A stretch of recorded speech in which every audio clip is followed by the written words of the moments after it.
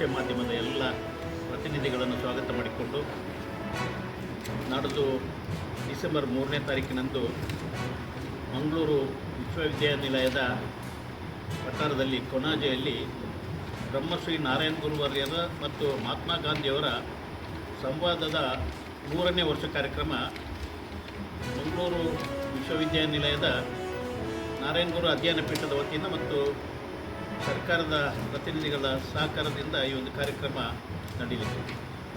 ಈ ಕಾರ್ಯಕ್ರಮದಲ್ಲಿ ಯಾವ ಸಮಾಜದ ಹೆಚ್ಚಿನ ಜನರು ಭಾಗವಹಿಸಬೇಕೆಂಬ ದೃಷ್ಟಿಯಲ್ಲಿ ಇಟ್ಕೊಂಡು ನಾವು ಕುದ್ರೋಳಿ ಭಗವತಿ ಕ್ಷೇತ್ರ, ಅದೇ ರೀತಿ ಉಳ್ಳಾಳ ಭಗವತಿ ಕ್ಷೇತ್ರ ಮತ್ತು ಸಸೀಪುರ ಭಗವತಿ ಕ್ಷೇತ್ರ ಮತ್ತು ಮುಳ್ನಾಡು ಭಗವತಿ ಕ್ಷೇತ್ರದ ಪ್ರತಿನಿಧಿಗಳೆಲ್ಲ ಒಟ್ಟಾಗಿ ಜಂಟಿಯಾಗಿ ಈ ಬಗ್ಗೆ ಕಾರ್ಯಪ್ರವರ್ತಕರಾಗಿ ನಾಡೋದು ಯಾವ ಸಮಾಜದ ಬಾಂಧವರು ಹೆಚ್ಚಿನ ಸಂಖ್ಯೆಯಲ್ಲಿ ಭಾಗವಹಿಸುವಂತೆ ಕ್ರಮ ಕೈಗೊಳ್ಳಬೇಕೆಂಬ ದೃಷ್ಟಿಯಲ್ಲಿ ಎಲ್ಲ ಕೆಲಸವನ್ನು ಈಗಾಗಲೇ ನಾವು ಮಾಡಿದ್ದೇವೆ. ಎಲ್ಲ ನಾಯಕರುಗಳು ಸೇರಿಕೊಂಡು ಮಾಡಿದ್ದೇವೆ. ನಮ್ಮ ಟಿಯಾ ಸಮಾಜವನ್ನು ಗುರುತಿಸುವಂಥ ಕೆಲಸ ಕೂಡ ಆಗಬೇಕು. ತಾವು ಪತ್ರಿಕಾ ಪ್ರತಿನಿಧಿಗಳೆಲ್ಲರೂ ನಮ್ಮ ಅತಿ ಹಿಂದುಳಿದ ವರ್ಗದ ಒಂದು ಸಮಾಜ ಆದ ಟಿಯಾ ಸಮಾಜ. ಬ್ರಹ್ಮಶ್ರೀ ನಾರಾಯಣ ಗುರುವರ್ಯರಿಗೆ ಯಾವುದೇ ಜಾತಿ, ಯಾವುದೇ ಮತ, ಯಾವುದೇ ಧರ್ಮ ಇಲ್ಲದಿದ್ದರೂ ಕೂಡ ಅವರು ಜನಿಸಿರುವುದು ಟಿಯಾ ಸಮಾಜ. ಟಿಯಾ ಸಮಾಜದೊಬ್ಬ ಮಗುವಾಗಿದ್ದುಕೊಂಡು ಈ ರಾಷ್ಟ್ರ ಮತ್ತು ಅಂತಾರಾಷ್ಟ್ರ ಮಟ್ಟದಲ್ಲಿ ಯಾವ ರೀತಿ ಜನರಿಗೆ ಬೋಧನೆ ಕೊಟ್ಟು ಯಾವ ರೀತಿ ನಡೀಬೇಕೆಂಬುದರ ಬಗ್ಗೆ ಅವರ ವಿಚಾರಧಾರೆಗಳನ್ನು ರಾಷ್ಟ್ರ ಮತ್ತು ಅಂತಾರಾಷ್ಟ್ರ ಮಟ್ಟದಲ್ಲಿ ಹೇಳಿಕೊಂಡಿದ್ದು, ಅದನ್ನು ಮಹಾತ್ಮ ಗಾಂಧೀಜಿಯವರು ಒಪ್ಪಿಕೊಂಡು ಸುಮಾರು ಇವತ್ತಿಗೆ 100 ವರ್ಷನೇ ಅವಧಿಯಲ್ಲಿ ಹಿಂದೆ ಒಟ್ಟಾಗಿ ಸೇರಿಕೊಂಡು ಮಹಾತ್ಮ ಗಾಂಧಿಯವರು ಕೂಡ ಬ್ರಹ್ಮಶ್ರೀ ನಾರಾಯಣ ಗುರುವರ್ಯರನ್ನು ಅವರ ತತ್ವ ಸಿದ್ಧಾಂತಗಳನ್ನು ಒಪ್ಪಿಕೊಂಡು ಜೊತೆಗಾಗಿ ಕೆಲಸ ಮಾಡಿದವರು. ಅಹಿಂಸಾ ಚಳವಳಿ ಮುಖಾಂತರ ಅವರು ಕೆಲಸ ಮಾಡಿದವರು. ಇವತ್ತು ಈ ಒಂದು ಕಾರ್ಯಕ್ರಮ ನಮ್ಮ ಕರ್ನಾಟಕದಲ್ಲಿ ಈಗಾಗಲೇ ಒಂದು ಬೇರೆ ಬೇರೆ ಸ್ಥಳಗಳಲ್ಲಿ ಕೇಂದ್ರದಲ್ಲಿ ತನ್ನ ಪ್ರೈಮ್ ಮಿನಿಸ್ಟರ್ ಉದ್ಘಾಟನೆ ಮಾಡಿದ್ದಾರೆ. ಅದೇ ರೀತಿ ಬೇರೆ ಬೇರೆ ಇದರಲ್ಲಿ ಇಲ್ಲಿ ಮಾಹಿತಿ ಕೇಳಿದ್ರೆ ಮಾಹಿತಿ ಹಕ್ಕಿನಾಗೆ ಪ್ರಿನ್ಸಿಪಲ್ ಹೇಳ್ತಾರೆ ನಾವು ಯಾವುದೇ ₹1 ಕಟ್ಸ್ಕೊಂಡಿಲ್ಲ.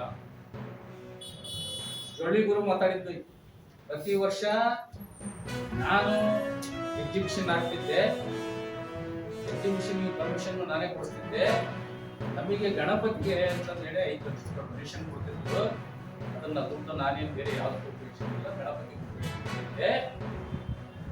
ಇದು ದಿನೇಶ್ ಶೆಟ್ಟಿಗೆ ಗೊತ್ತಾದ ಮೇಲೆ ಇದ್ರೊಳಗೆ ಅವನಿಗೆ ಯಾರು ಹಚ್ಕೊಟ್ಟಂಗೆ ದಿನೇಶ್ ಶೆಟ್ಟಿಗೆ 15 ಲಕ್ಷ ಕೊಡ್ತಾರೆ, 20 ಲಕ್ಷ ಕೊಡ್ತಾರೆ, ಹೋಗಿ ಅವನಿಗೆ ಬಿಟ್ಕೊಡ್ತಿದ್ದ.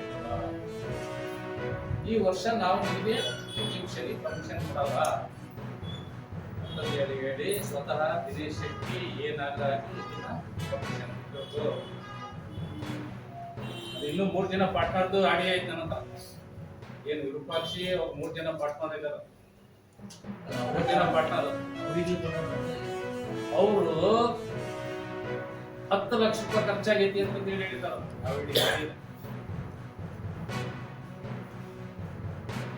ಬೆಟರ್ಮೆಂಟ್ ಕಮಿಟಿ ಅಧ್ಯಕ್ಷ ಮಲ್ಲಿಕಾರ್ಜುನ್, ಉಪಾಧ್ಯಕ್ಷ ದಿನೇಶ್ ಶೆಟ್ಟಿ, 2.5 ಲಕ್ಷ ಸ್ಕೂಲಿಗೆ ಕಟ್ಟಿದ್ದೀನಿ ಅಂತ. ಇಲ್ಲಿ ಆ ಮೇಡಮ್ ಕಟ್ಟಿಲ್ಲ ಅಂದ್ರೆ ಮತ್ತೆ ಯಾರು ಜೋಬಿ ಗೊತ್ತು?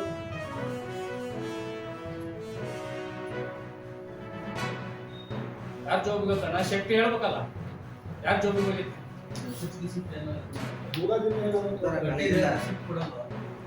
ಅದನ್ನೇ ನಾನು ಕೇಳ್ತಾ ಇದ್ದೀನಿ.